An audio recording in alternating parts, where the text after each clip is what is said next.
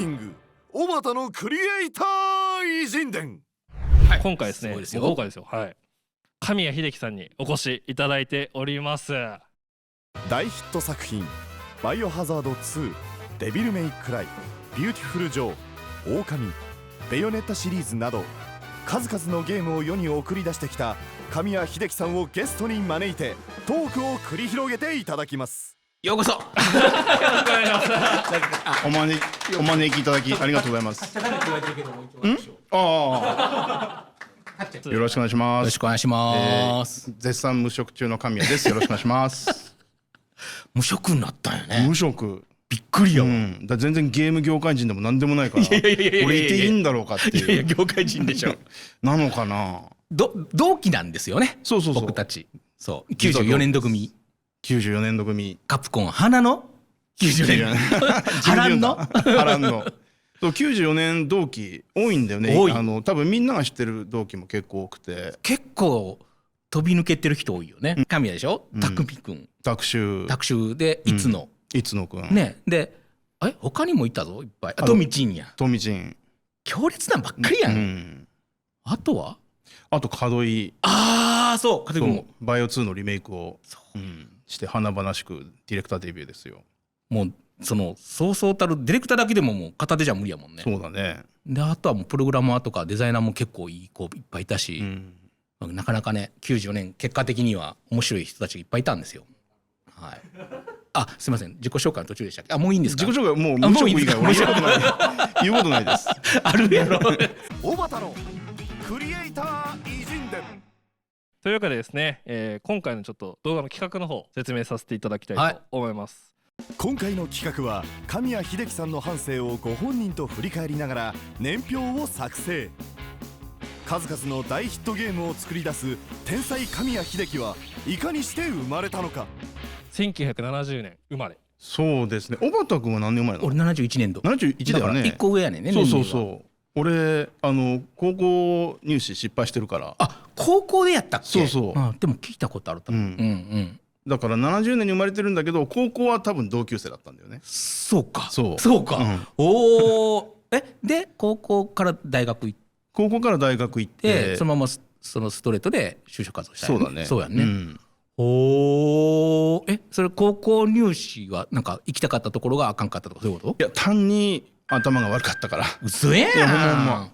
本当に？もう勉強する時間すべてゲームに費やしてたからすべてを。正しいけどね、クリエイターとしては全リソースをゲームに割いてたんで。どれぐらいやってたん？ゲームはでも本当にもう親が無駄に厳しくてだからアダプター隠されたりしてたのよ。いやうちも隠されたよ。あるよね。何回も隠された。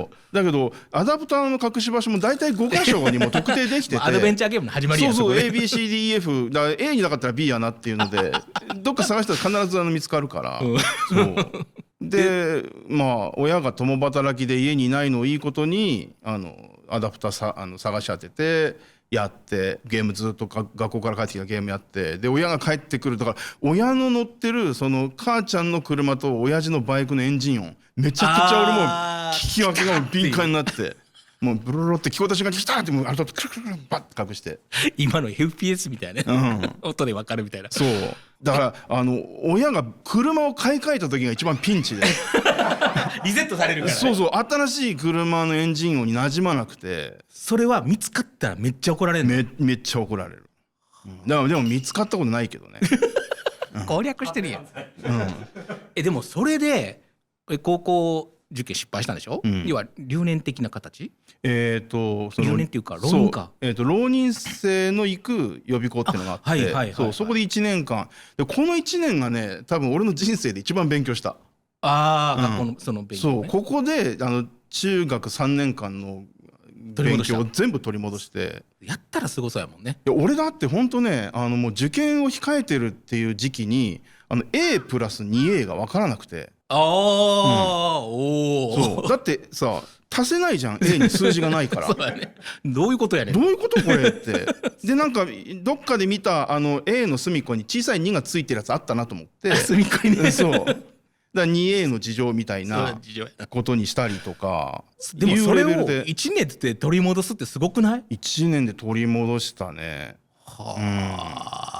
まあやるときはやるもんな。そうやる時もやんないんだけどあの時はやったね。本当うんいやこの後もいろいろ多分話題出るけど狼とかその苦労してたやん。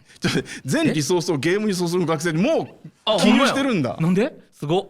リアルタイムで埋めていってるんで、はい、すげえへーすごっ。そこの丸一番はそれでよかったの？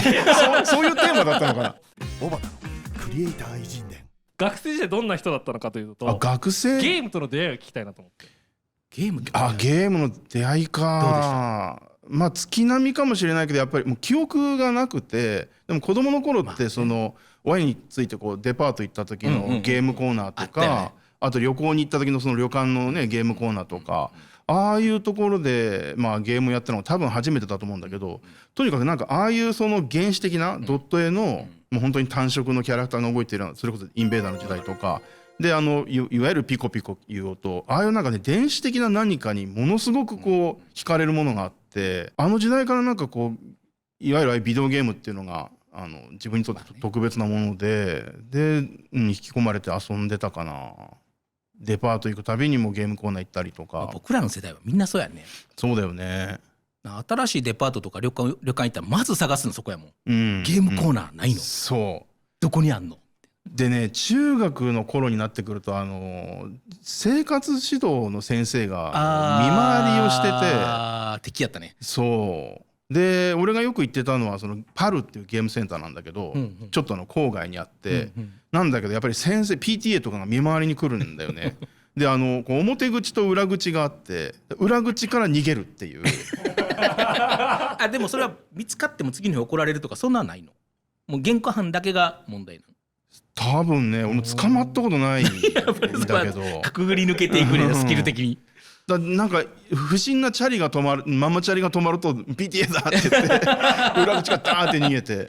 まあ重要やもんね。一回俺ほらお金ないからさ、人が遊んでるやつをさ反対側に座ってこうギャラリーしてたりとかあっちじゃん。やったテーブル筐体で、で連れがスターフォースを向こう側で遊んでて、俺 2P 側でここで見てたのよ。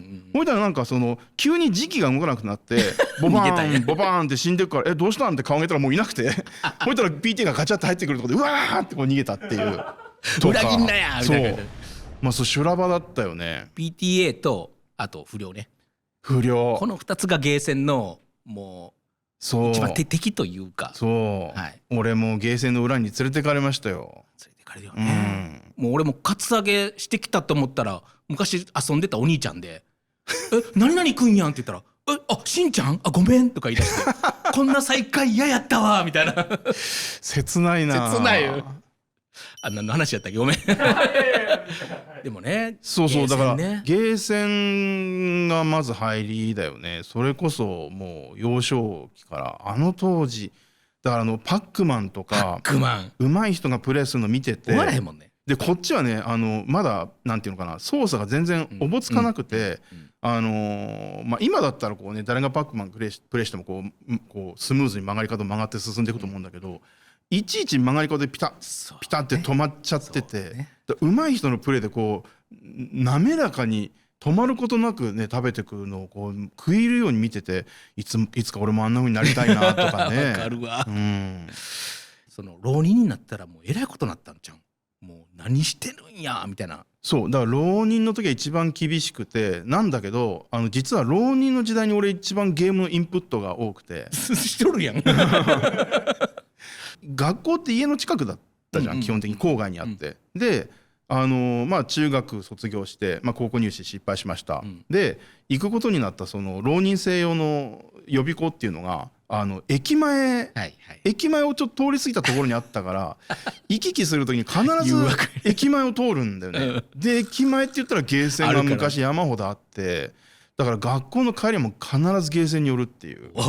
勉強もめっちゃしたしゲームもしっかりしてた。そうだね。勉強はだからね家では全然やらなくて予備校に行ってる時に授業中に先生に質問するっていうスタイルで、ごめん一緒に受けてた仲間たちには迷惑だったかもしれないけど、分かんないとこいちいち手挙げて先生それ分かんないですって全部俺聞いてたから全て勉強は学校で済まして学校の帰りにゲーセンに寄るっていう。そうあの時代がだから80年代だから、それこそアルカノイドとか、あとサラマンダとか。一番やりたい時やね。そう1986年かだって俺2年目の高校入試も私立と公立を受けて、最終的に俺、公立に受かったんだけど、まず日程として私立の試験が先にあって、で私立受けました。で合格発表の前日に俺ゲーセンでアルカノイドクリアしたのよ。クリアしたい。で試験先にクリアしといてからね。で次の日学校で神谷私立残念だったなって残念やった不合格を聞いて、そしたらすぐにこう仲間が来て慰めてくれた言葉が「まあいいじゃん、アルカノイドクリアしたんです」ってそうだなって。神谷らしいな。だからそっからの俺崖っぷちで、公立はなんとか引っかかって、崖っぷち強そうね。でそうだ、受かってからもう狂ったように親が隠してたアダプターを出してくれたからようやく解放されてなんぼでもやっていいっていう。そうちょうどね、俺だから試験をね控えてる時に親戚のおじさんからなんかこれで2万円渡されて、試験前にこれで息抜きしろって優しい言われた瞬間に俺近所のゲームショップ行ってセガマーク3とスペアリ買ってきてで箱抱えて帰ってきたらもう玄関で親父にしこたま怒られて、本当に息抜きするバカがどこにいるって言われて、でもう即没収されたんだけど、それを合格と同時に俺返してもらって、開放感すごいね。開放感すごかったよ。やりまくったよスペハリ。そうやろな、スペハリ。あ、そっか。そうマーク3のスペハリが家庭用で出たような時代でしたよね。俺は奈良で田舎やったから近所にゲーセンなくて、でチャリに乗ってみんなで20分かけて遠くの駅前まで行ってゲームするみたいな。なるほどなるほど。で200円で持って行って50円4枚に変えて、必死に。もうお金がないからね。お金がない、もったいない。あと難しかったからすぐ終わる。そう下手にお金入れられないから、それこそギャラリーになってこう食い入るように見て攻略法そこでねこう覚えてみたいな。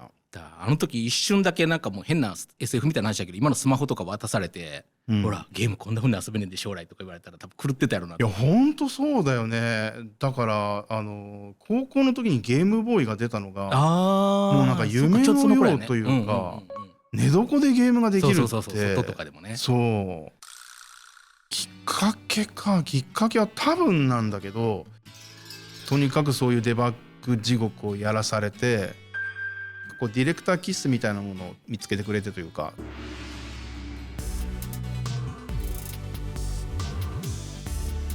最後までご視聴いただきありがとうございました。バイキングチャンネルではゲームがもっと好きになる、そんな情報をたくさん発信していきます。